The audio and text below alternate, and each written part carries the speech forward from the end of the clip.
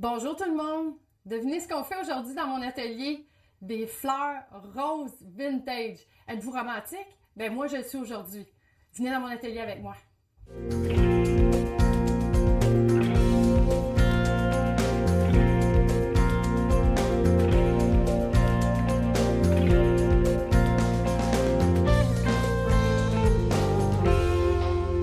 Bonjour tout le monde! Je suis dans mon atelier aujourd'hui. J'avais envie de vous partager le plaisir que j'ai à créer avec le papier. Le papier rose. Rose! Hey, je suis tellement pas rose, mais là, j'ai comme eu la passion en faisant ces belles roses-là, ces fleurs-là. Pour le rose, comme vous voyez, j'ai même un chandail rose. Je me suis mis en rose exprès pour faire ce fameux bricolage qui est incroyable. Les tendances vintage, les tendances présentement pour les mariés, les chambres d'enfants, c'est tout doux, tout romantique. Et je vais vous partager la façon de faire des fleurs facilement. Et tout le monde est capable de faire ça. Première chose à faire, c'est d'utiliser du papier cartonné.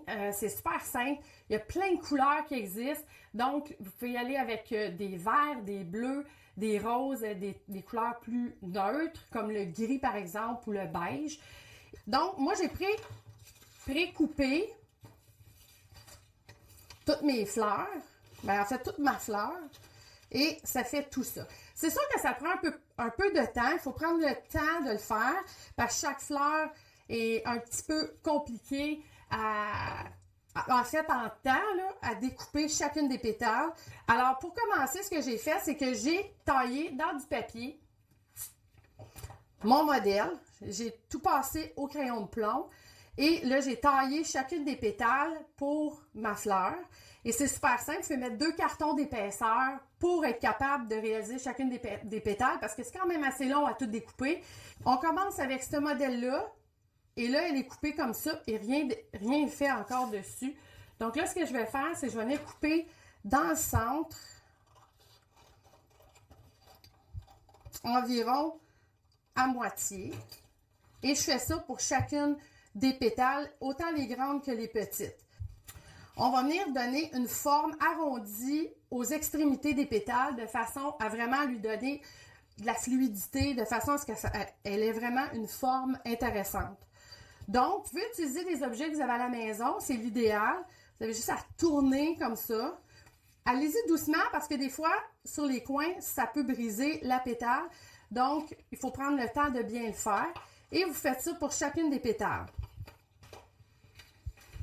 On commence le projet. Vous allez voir que quand ça commence à se transformer, c'est super le fun. Et puis là, ça change en cours de route. Des fois, on a une idée en commençant, puis en fin de compte, ça change. Donc, l'idéal, c'est de mettre la colle sur un coin. Et ensuite, on prend notre bout et on vient l'appuyer par-dessus. Et on fixe comme ça. Et en dedans de quelques secondes, là, vous avez vraiment la forme de la pétale qui se crée. Là, on commence avec le plaisir de monter la fleur. L'idéal, c'est de prendre dans sa tête un plus, un X, de façon à créer les 4 premières pétales sur mon centre. Donc, on installe toutes les pétales tout le tour comme ça. On voit déjà, là, elle est en train de se transformer. Donc, je continue à coller. J'ai tellement hâte de vous montrer le produit fini. C'est tellement le fun. Donc, comme vous pouvez voir déjà, elle a une forme intéressante. Et puis là, on va aller à notre deuxième étape qui est de mettre les pétales qui sont un peu plus petites vers l'intérieur. Et comme je disais tantôt, les coins arrondis, c'est vraiment important de les faire comme il faut.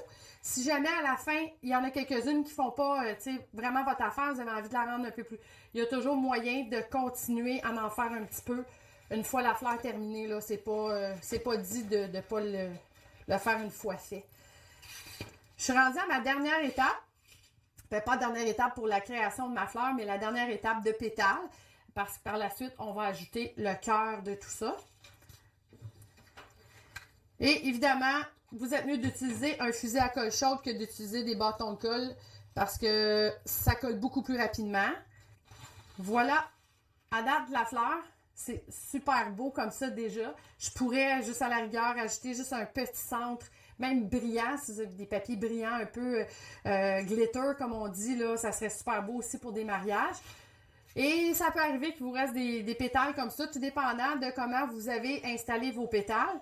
Et là, le truc ultime, des ciseaux pour les fines herbes. Ben oui, madame, monsieur, j'ai trouvé des ciseaux incroyables pour me sauver du temps, parce que couper tout ça au ciseau, à l'unité, j'aurais passé un temps fou.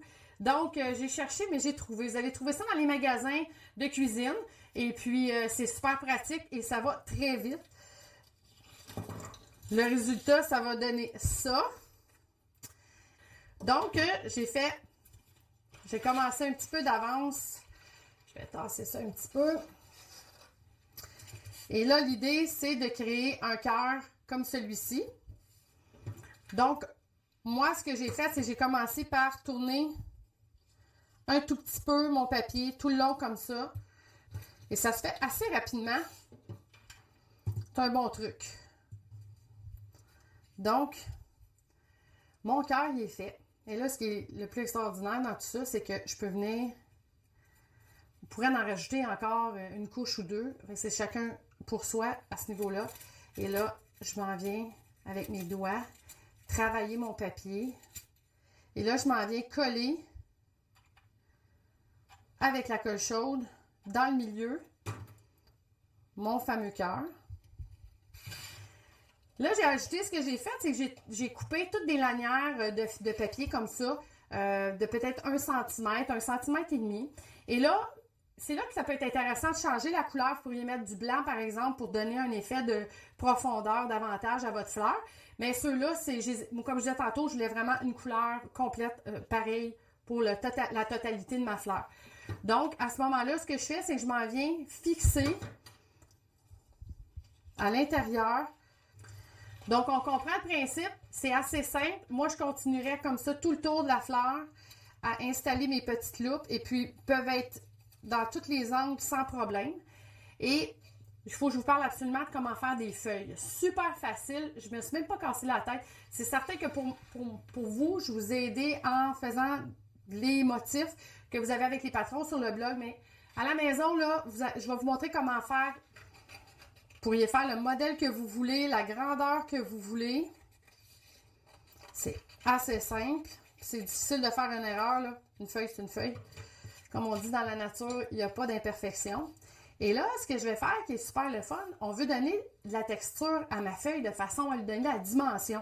L'idéal, c'est de prendre dans l'angle de ma feuille et de plier. On va faire un accordéon comme ceci. Encore une fois, on est avec notre petit objet plié. Et je vais faire ça tout le long de ma feuille, mais je vais garder, c'est important de garder l'angle que j'ai donné à ma feuille. Donc, je fais ça tout le long en accordéon. J'ouvre ma feuille en deux. Et là, on peut voir toute la texture complète de ma feuille. Et puis, vous allez avoir déjà une dimension intéressante. Elle va déjà plier.